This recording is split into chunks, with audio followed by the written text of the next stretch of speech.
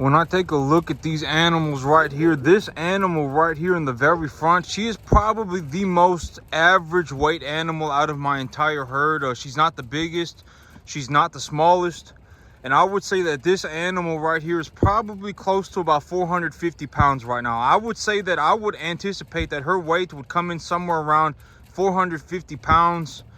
And these heifers, they're probably putting on about 80 pounds a month. The target weight for these animals is about 700 pounds. So here in about, I would say in about 3 months, these animals will be ready for market. But yesterday, I was saying it only takes 3 hours a day. Okay, here's the reality of the world, right? Like, if we actually took a look at the world, if we left our own caves, because if everybody just left their cave and took a look at the world for what it was, right? 3 hours a day for 10 years straight, that's all it takes to become an expert. And a very easy way to look at this is, imagine running. Like, if I just got up one day and said, you know what, I'm just gonna run for 3 hours a day, 10 years straight. The first year, it may be very hard, right? It may be very hard. But after 10 years, chances are, anybody, even if you are morbidly obese as of right now, even if you are, quote unquote, genetically not inclined for running, if you are severely morbidly obese, even then, as of right now, if you ran for 3 hours straight, even if it was very slowly for 10 years straight, if you just ran for 3 hours a day, you said, screw it, I'm not going to think about anything else, but I'm just going to go and run. No matter what, even if you ran very slowly at first for 3 hours straight, for 3 hours a day, it doesn't have to be straight, but it can be, maybe you run half an hour and then you take a 15-minute break and then you run half an hour and then you take a 30-minute break and then you run half an hour and then you take a 45, whatever it may be. If you just ran for 3 hours a day for 10 years straight, you would probably end up in the 1 percentile of all runners. You probably would. Even if you are morbidly obese as of right now. Like, you could be on your deathbed for being fat, and you could still end up in the top 1% if you just put in 3 hours of effort a day for 10 years straight. That is a very realistic way to look at what I'm talking about. But here is the reality of the world as a whole. And I'm not saying if you are morbidly obese and you decide that you are going to run for 3 hours a day or whatever it may be, and you fix yourself up, right, and you have a healthier life, and you are better off because you did this, I'm very happy for you. If we are going to look at the entirety of the world, though, we should look at the people who are the best, right? The top of the top. People like Usain Bolt. And it doesn't just have to be running. It could be soccer, right? Look at Ronaldo or whoever, right? Messi or whoever. Or it could be basketball. Look at LeBron, right? Or Michael Jordan or whoever it may be. These people, they when we go to the top, the 1% of the 1%, it's a different world, right? These people, they live for they legitimately live their whole lives around what they do. They genuinely spend like 14, 15 hours a day, every single day, for years on end, doing what they do. They live their whole lives around their profession. Genuinely, they do. That is, and that is what I mean by, even if you became an expert in terms of making a lot of money, it is going to be very hard. Very hard. There are experts in stuff all over the place. And I know that may be a very difficult situation for a lot of people to handle. Because it's, but this whole everybody can be a winner, and, everybody can be a winner, but everybody is not going to make it financially. It's very communistic to think that everybody should make the same amount of money, or everybody should even make relatively close to the same amount of money. It's very communistic. Because in reality, if somebody is working 15 hours a day, and they are working for 10 years straight, 15 years straight, right? Genuinely, that is what they are doing. They should be rewarded for it. And they should feel like they have You know, they should feel like, you know, that they you know, they should be allowed to make more money. Genuinely, they should. What is fair is what is actually fair. You know, giving everybody, even having that idea of everybody should make even a little bit, you know, everybody should be allowed to make even a little bit more money. Even that is borderline communism. Because let's say everyone should borderline make a little bit more money, right? Let's say that's the big argument. Everyone should just be given, not just everyone should make a little bit more money. Because if you make a little bit more, if everybody stepped up and found a way to make themselves a little bit more money, that would be fantastic, right? That would be a fantastic situation. Everybody stepped up and found a way to make themselves a little bit more money. That would be a fantastic situation. But everybody should not be given a little bit more money. That should not be the world that we live in, and that should not be the world that we head towards. That is a horrible idea. Everybody should not be given more money. If everybody found a way to make themselves a little bit more money, that would be fantastic. That would, you know, I would be very happy for a lot of people, right? That would be great. But let's, you know, because I was thinking about this yesterday, and I was like, you know, I think that one of the big things about me is that I'm not, like, if you take a look at a lot of people, you know, I think it's like, you know, these people out here, oh my God, you know, I'm lonely and I'm unhappy and I'm stressed out. But me, I'm none of those things, right? Like me, at the end of the day, I'm not saying like I'm happy, like I'm on drugs and I'm walking around like, you know, happy out of my mind. I'm not talking about, like, I don't think happy is that important. And I know that may sound harsh, but I don't think happy is that important. Like, if I look at my life and I look at my life for what it actually is, I do something that is incredibly difficult, right? I acknowledge that I do something that is incredibly difficult. It is so difficult that almost nobody can do it. And I still manage to accomplish the things that I do. That gives me a sense of gratification. Because if other people could do this, they would be, right? Genuinely, they would be doing it. And so when I think about my life, it's not like I'm happy like I'm on drugs, right? I'm not saying like I'm happy like I just took some pill. Like, I'm not saying, like, and I don't think happy is that important.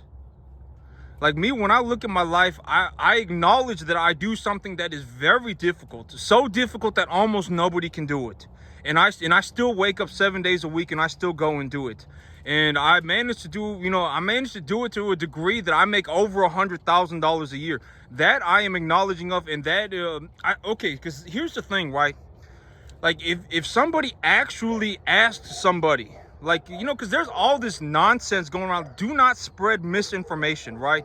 Like, spreading misinformation is not good. It doesn't matter if it's about plants. It doesn't matter if it's about cattle. It doesn't matter if it's about money.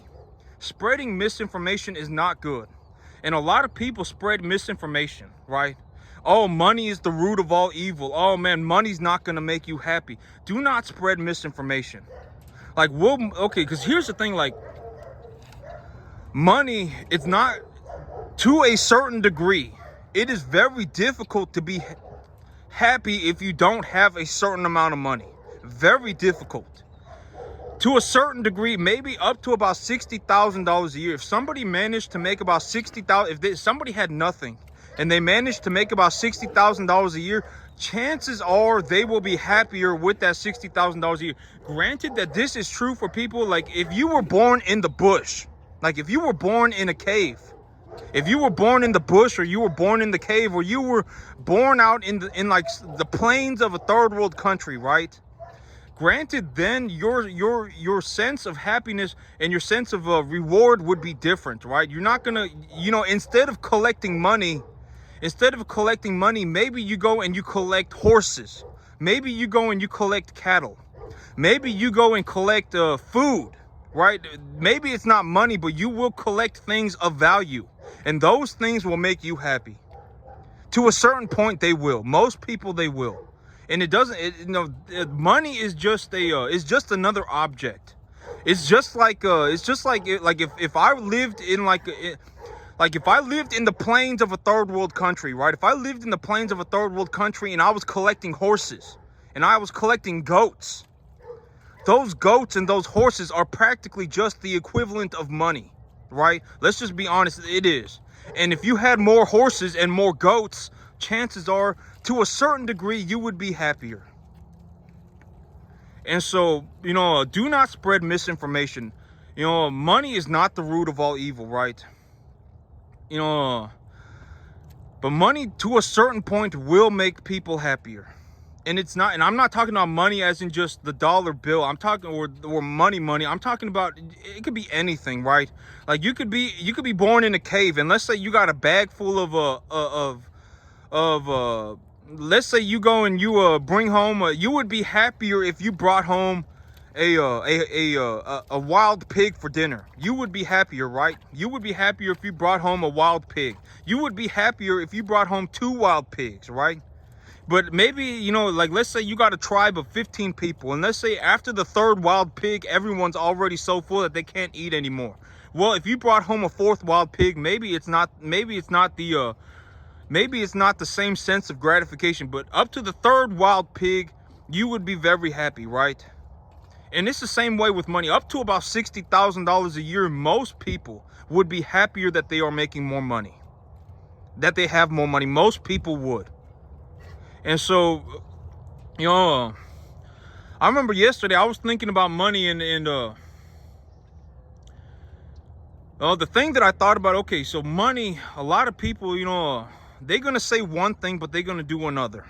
And a very realistic way to look at this is like me, when I drive to work, right? I see a lot of homeless people. And the thing about me is that I give everybody the benefit of the doubt. Initially, until I know them, I'll even say hello to homeless people. Legitimately, I will. Like, I won't know that they're a prostitute, right? Like, I won't know that they're addicted to drugs. I won't know that they chose homelessness. I will just legitimately say hello to these people and give them just the benefit of the doubt, right? At the very beginning, I will. And it's very interesting. Like, if you okay, so here's something that because it's very naive. It's very naive to think that everybody is just deserving of a better life, right? It's very naive to think that people can just help each other. It's very naive. Very naive, because you don't know at the end of the day what that person is actually doing, right? That voice deep down in them, the rational being, you don't know what it's leading them to be. And so, here's a very good realistic scenario, right? Like this crackhead, right? Well, I'm not going to say this crackhead. Initially, this person, to me, all they were was a homeless person that stood in the same spot asking for money. They stood on the same spot every single day, right? They stood in the same spot asking for money every single day. And I would pass by them on my way to work. And they would be standing at a traffic light. And it's very interesting because this person, it's like, at first, maybe I drove by them for 2 months straight, or maybe I actually probably drove by them for about a month straight, right? And when I drive by these people, I keep my eyes on them. I watch them, right? Because I don't know what this person is going through, and like when I drive by somebody, because I always live with the mindset that everybody has the capacity to be dangerous, and violence is not a joke, right? And so if I drive by somebody and it's like, well, if they even look remotely like something like I should keep my eyes on them, I'll just watch them, right? And so when I drove by this guy, maybe I drove by him for about 14 months straight, and I just kept my eyes on him, and I watched him very closely every single time that I drove by him. And one day I gave him $1, right? One day I gave him $1. And, this is what I mean by some people, if you give them an inch, they will take a mile. I gave him $1. I drove by him for about 14 months straight. I gave him $1 one day because I was like, you know what? He's out here every single day asking for money. Legitimately out here 7 days a week asking for money, right? That's kind of impressive on its own. And so I just said hello and gave him $1. But turns out, and then this guy, because I've been driving by him every day, and he'd been standing in the same spot every day, and I worked around the corner, right? And so he knew where I worked. And so one day he showed up and he saw me at the shop, and he asked me if he could use my bathroom. And I said, you know what, that's fine. I know this guy, whatever, right? But, I let him use the bathroom. And so he goes in the bathroom, and he comes out 5 minutes later, and he smoked a whole bunch of crack in the bathroom, right? He smoked a whole bunch of crack in the bathroom. It smells like crack. And he smoked a whole bunch of crack in the bathroom. And after that, it's like, it's very naive to think that you can help people. It's very naive. The world, sometimes people cannot be helped because they are making poor decisions, right? Genuinely. And it's like, and there are some people, if you watch them very closely, you can tell what they're thinking about. If you give them some time and you just keep a good eye on them, you can actually tell what they're thinking about, right?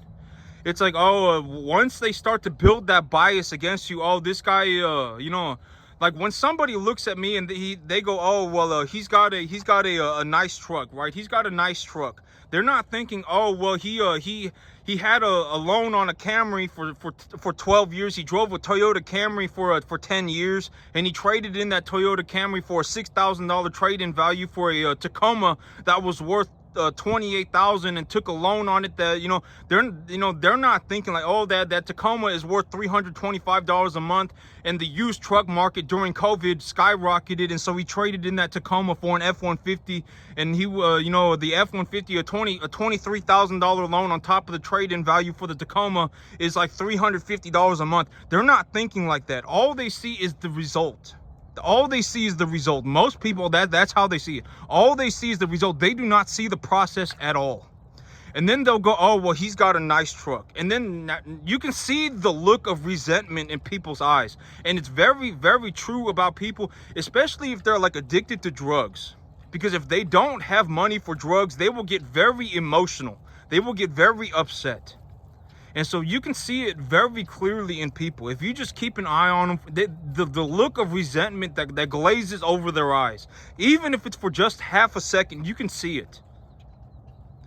Like they don't see the process at all. They just see the result, and then they want the result, right? And then when they think like that, their eyes glaze over, and you can see the look of resentment, the look of just being kind of a pathetic person, right?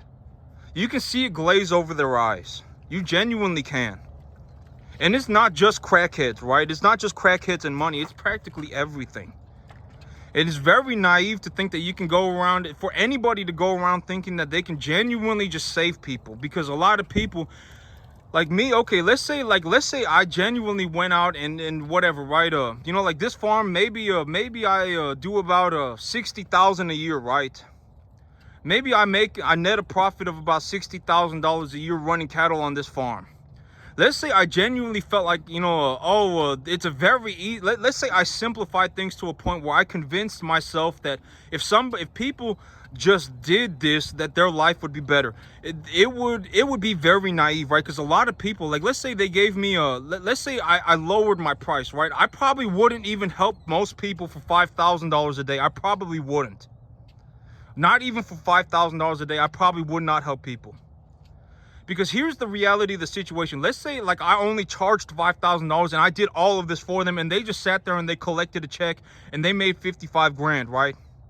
That 55 grand for most people, it would be like winning the lottery. It would be like winning the financial lottery. They would not know what to do with themselves. It would be so much money that they would feel like they won the lottery. And how many people who win the lottery actually go off to live fantastic lives? Almost nobody, right? Almost nobody. Like, would I really have helped this person if I genuinely just gave him a check for 55 grand, right? Let's say I ran the whole thing for him. All of my efforts were for nothing, and I just gave all of my labor away for free, right? Let's say I went straight communism, just straight communism. And I just gave, let's say I only took 5,000 and I gave 55,000 away to the world, to an individual, right? Would that really be the best thing? Number one, I would not work as hard.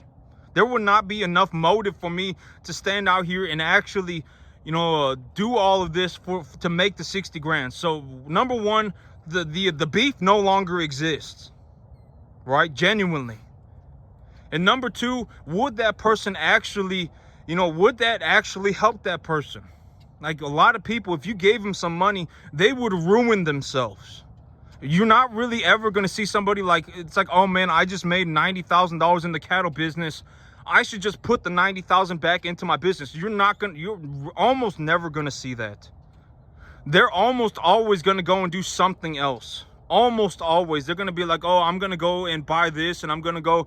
They're not going to go, oh, man, I should, if I made 90 grand in this business, I should just dump the money back into my business, right? Almost never. And what if that something else is something that ruins their life? What if they leverage themselves to the eyeballs, right? What if they, what if they're going out every single weekend and just drinking, right? What if they're just, whatever, right? Whatever, whatever it may be. What if they ruin their lives with the extra money? Because a lot of people will. They're not going to be like, oh, here is my opportunity to build my business. Here is my opportunity to grow more beef. Here is my opportunity to farm some more. And it doesn't matter what the amount of the money is, right? Because at the end of the day, anybody can go on the internet and look up what I'm talking about and find out the truth for themselves. Just go on the internet right now and type in, what does a tonnage of urea cost, right? I did it this morning. It says somewhere between $530 to $550. That's what 1 tonnage of urea costs. Well, what is urea? 46% nitrogen, 0% phosphorus, 0% potassium. Okay, well, if I go onto Google Scholar and look up saturation data for nitrates, for nitrogen fertilizer, if I look up saturation data for nitrogen fertilizer on clay loam soil.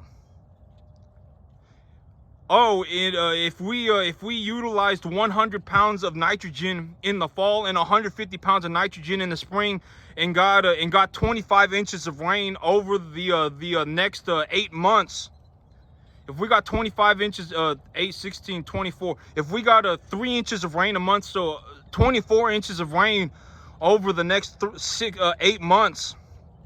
3 inches of rain a month, there was 3 ppms of nitrate being leached into the groundwater at 15 feet down. You can go and look up this stuff for yourself. I'm not making this stuff up. This farm cost me about $600 a month to run, $700 a month to run. That's what this farm cost me. You can go and look it up for yourself. Don't sit there going, this guy, oh man, whatever, right? You can go and look it up yourself. I mean, it just is what it is, right? Go and look up, fertilizer is a commodity. It's the same price practically anywhere you go. And clay, if you go and you read whatever it may be, right? Whatever saturation data you want to look up, you can look it up for yourself. And so it's all about the same.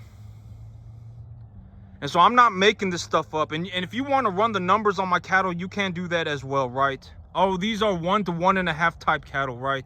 Genuinely, if I got 15 of them and they're 1 to 1.5 type, medium large frame, and they cost, in the market, the feeder cattle market, you can even go and look up feeder cattle market on the internet right now too. The feeder cattle market is like $245 or something like that, right? And if these are heifers, maybe I get a 20% discount. So maybe I get $2 a pound.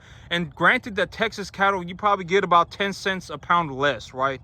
And so maybe I get $1.80 or $1.90 for a 7-weight animal. And if the animal is an 8-weight, and it's a heifer, maybe I get, a dollar or whatever, right? $1.70, $1.60, or whatever it may be. You can make the estimates for yourself. So I'm not making this stuff up, right? And I'm not like photoshopping grass onto my field. I don't even know how to do that.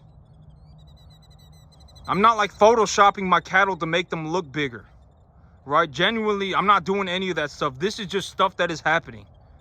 It is reality, right? And so that's it for me today, YouTube. Y'all have a good one.